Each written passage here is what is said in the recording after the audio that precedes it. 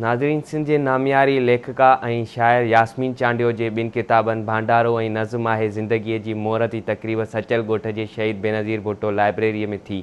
उन ई हवाले सां रिपोर्ट करे रहियो आहे मंज़ूर सोलंकी। सिंध जी नई उभरंदड़ लेखक ऐं शाइरा यास्मीन चांडियो जे ॿिनि किताबनि भांडारो ऐं नज़्म आहे ज़िंदगी जी मोहरत तक़रीब सचल ॻोठ शहीद बेनज़ीर लाइब्रेरी में थी, जंहिंमें अदीबनि, लेखकनि, सहाफ़िन, मर्द तोड़े औरतनि वॾी तादाद में शिरकत कई। तक़रीब में शरीक अदीब, शाइरनि, सहाफ़ी, समाजी अॻवाननि, लेखकनि चयो त अदी यास्मीन जेको आहे सो चांडियो साहिबा तमामु सुठा ॿ किताब जेको आहिनि तख़लीक़ कया आहिनि। हुनजो कहाणियुनि जो किताबु आहे भांडारो ऐं हुनजे शाइरी जो किताबु आहे।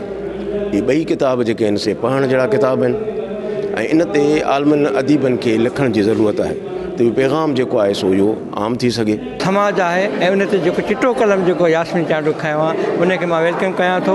यास्मीन चांडियो असांजी उहा बोल्ड कहाणीकार आहे जे सिंध जे सभिनी जेको आहे सो गुनाहनि, ऐबनि, सवाबनि खे पंहिंजे कहाणियुनि में आणे चिटो पधिरो कयो आहे।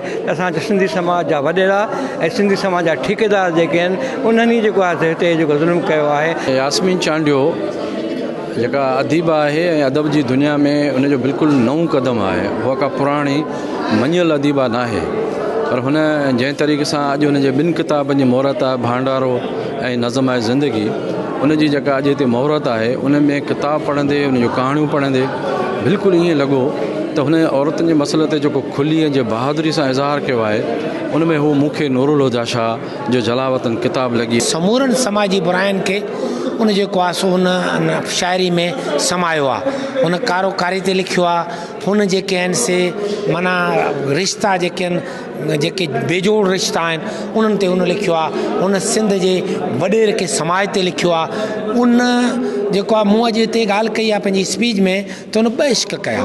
हिकिड़ो पंहिंजे घरवारे अमर जलील मक्सी सां कई, ॿियो इश्क सिंध सां कयो। असां जॾहिं ॻाल्हि कयूं था असांजे अदीबनि जी जेको इहे लिखनि था उन्हनि खे जेका मञता नथी मिले उनजी, त इहो रुॻो असांजे पंहिंजे हवाले सां असांजी का कमज़ोरी न आहे, पर रियासत जो बि असां रवैयो इहो आहे।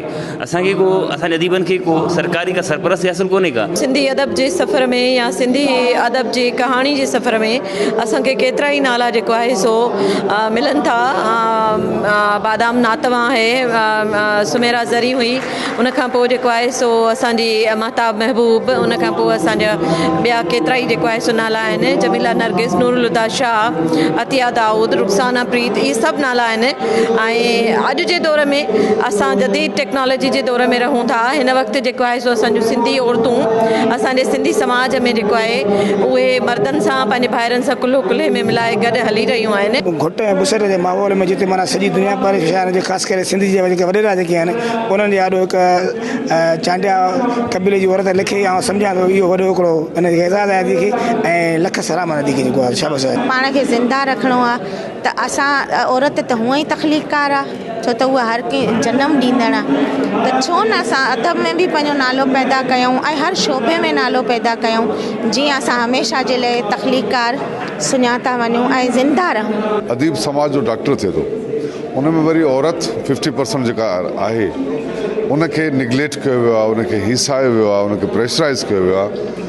त उन जे अंदरि मौजूदु जेके ख़ूबियूं आहिनि उहे समाज ताईं या महसूसात आहिनि उहे पंहिंजो कलम बंदि न करे सघे। यास्मीन चांडियो चयो त ज़िंदगी में केतिरा ई जोखम खयां, जदोजहद कयूं, माण्हुनि जे ॾुखनि सुखनि में शरीक थी ज़हनी पीड़ाऊं बर्दाश्त कयूं, पर जॾहिं लिखण ते वेठसि सभ खां वधीक ॾुख सहंदड़ औरत खे महसूसु कयमि। कैमरामैन अब्दुल लतीफ़ बुगियो सां गॾु मंज़ूर सोलंकी, आवाज़ TV, गॾा।